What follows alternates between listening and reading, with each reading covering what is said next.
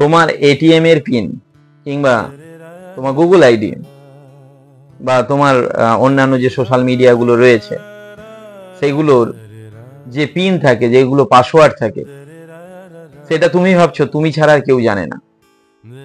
যদি তুমি ছাড়া আর কেউ না জানে, তাহলে মোবাইলে যখন বা এটিএম এ যখন তুমি তোমার পিনটাকে এন্টার করছো, ভুল হলে মেশিন কি করে বুঝে যাচ্ছে বা তোমার মোবাইলটা কি করে বুঝে যাচ্ছে যে তুমি সোশ্যাল মিডিয়ার যে পাসওয়ার্ডটা দিয়ে রেখেছো এটা ভুল?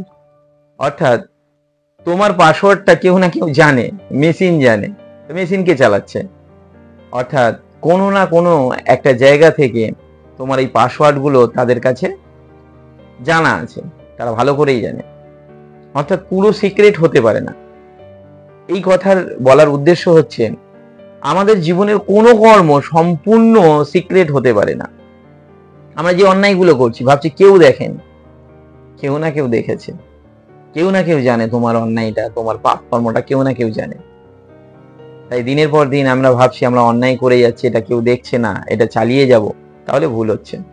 একদিন না একদিন সেটা ব্লাস্ট করবে। আর যখন ব্লাস্ট করবে, তোমার পাপের ঘোড়াটা, পাপের যে পরিমাণটা আছে কতটা বেড়ে গেছে তার উপর ডিপেন্ড করবে তুমি কতটা শাস্তি পাবে।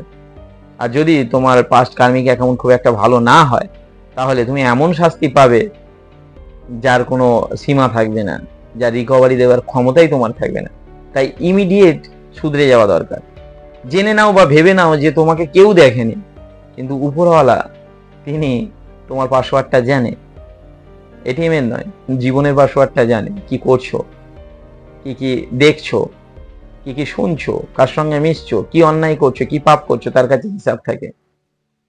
লাস্ট কয়েক মাসে, কয়েক দিনে তুমি গুগলে কি সার্চ করেছো, লাস্ট কয়েক মাসে, কয়েক দিনে তুমি সোশ্যাল মিডিয়াতে কাকে কাকে কি উদ্দেশ্যে দেখেছো, কি উদ্দেশ্যে কমেন্ট করেছো, কি উদ্দেশ্যে তার সঙ্গে চ্যাট করেছো, বা রাস্তাঘাটে কোন মহিলার প্রতি কি দৃষ্টিতে তুমি তাকাচ্ছ, এগুলো সব স্টোর হচ্ছে উপরে।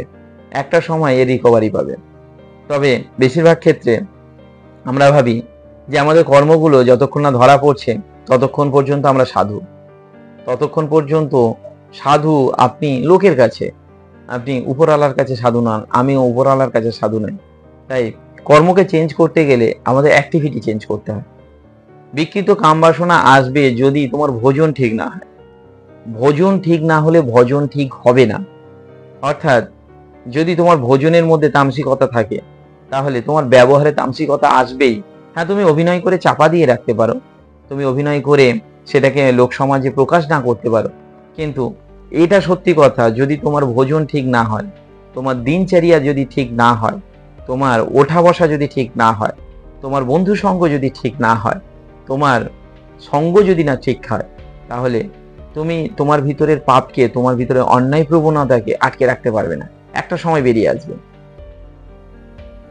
আমাদের এই একটা সময়টা কখন চলে আসবে সেটা কিন্তু বলা খুব মুশকিল। তাই যদি কোনো অন্যায় করতেই থাকো বা করেই যাচ্ছ, তাহলে কালকের নয়, প্রথম পদক্ষেপটা অনেক বেশি ইম্পর্টেন্ট। আমি ভাবছি ঠিক আছে এইবারেরটা করে নি, তারপরে আমি গিয়ে নিজেকে শুধরে নেব। যখনই কালে চলে যাচ্ছে তখন কালেই চলে যায়। যদি প্রথম পদক্ষেপ নিতে হয় যে এটা আমি ভুল করছি, এবার আমাকে রেকটিফাই করতে হবে, তাহলে কাল নয় আজ। এই আজটা যদি স্টার্ট হয়ে যায়, তাহলে একদিন না একদিন সেই কর্ম থেকে আপনি বেরিয়ে আসতে পারবেন। কিন্তু এই আজটা স্টার্ট হতে গত কয়েক বছর যেমন চলে গেছে, আর যদি কালও চলে যায় আবার কালে চলে যাবে। আমাদের চরিত্র বা আমাদের ব্যবহার হচ্ছে জলের মতো। জল দেখবেন যতক্ষণ না তপ্ত করা হয়, উত্তপ্ত করা হয়, নিজেকে ইন্সপায়ার করা হয়, জল যদি একটু গরম না করেন সে বাষ্প হয়ে উপরে যাবে না, জল কিন্তু নিচের দিকে চলে আসবে। আমাদের ব্যবহারও তাই, আমাদের চরিত্রও তাই, আমাদের মানসিকতাও তাই। যদি যেমন আছে তেমন চলতে দেওয়া হয়, তাহলে ক্রমাগত নিম্নগামী হবে, নিচের দিকে যাবে। কিন্তু একে যদি তপ্ত করা হয়, একে যদি একটু ভালো সঙ্গ দেওয়া হয়, তাহলে এ উপরের দিকে যাবে। এবার আমরা যদি ভাবি এইটা আমি করব পরে, আজ নয় কাল, বয়স হলে তারপরে গিয়ে আমি ধর্মের পথে আসব, তারপরে গিয়ে আমি একটু ভদ্র সভ্য হব, তারপরে গিয়ে আমি ওইগুলো ছেড়ে দেবো, ওই নেশাটা, ওই সঙ্গটা ছেড়ে দেব, সেটা অনেক দেরি হয়ে যাবে। কারণ অনেক নিচে চলে গেলে সেখানে আর ওই তাপ উত্তাপ পৌঁছাতেই হয়তো পারবে না। সেখান থেকে জল বাষ্প হয়ে উপরে যেতে, সেখান থেকে আপনার মানসিকতা চেঞ্জ হয়ে উপরের দিকে আসতে অনেক দেরি হয়ে যাবে। আর জীবন খুব সীমিত, জীবনে এত সময় দেয় না। প্রকৃতির প্রোডাক্ট যদি জল হয় আর মানুষ যদি এই প্রকৃতির প্রোডাক্ট হয়, বাকি পৃথিবীর সমস্ত জিনিস কিন্তু চিরস্থায়ী। একমাত্র আমি আপনি এরা কিন্তু চিরস্থায়ী নয়। ঈশ্বর সবাইকে সুযোগ বেশি দেয়, মানুষকে সব থেকে কম সুযোগ দেয়। কারণ মানুষকে একটা সীমিত সময় বেছে দিয়েছে, একটা সীমিত সময় বেঁধে দিয়েছে। তার মধ্যে থেকে তোমার যা করবার করে নাও, বাকি সময় যখন তোমার হবে তখন tata bye bye good night, এবার যেতে হবে। ইচ্ছা থাকলেও ভালো কর্ম আর করা হবে না। তো আশা করি আপনারা আমার কথা বুঝতে পেরেছেন। যদি ভিডিওটি সঠিক মনে হয় তাহলে আমার জন্য কিচ্ছু করতে হবে না, এই ভিডিওটিকে আপনার লাইফে কাজে লাগান। ধন্যবাদ।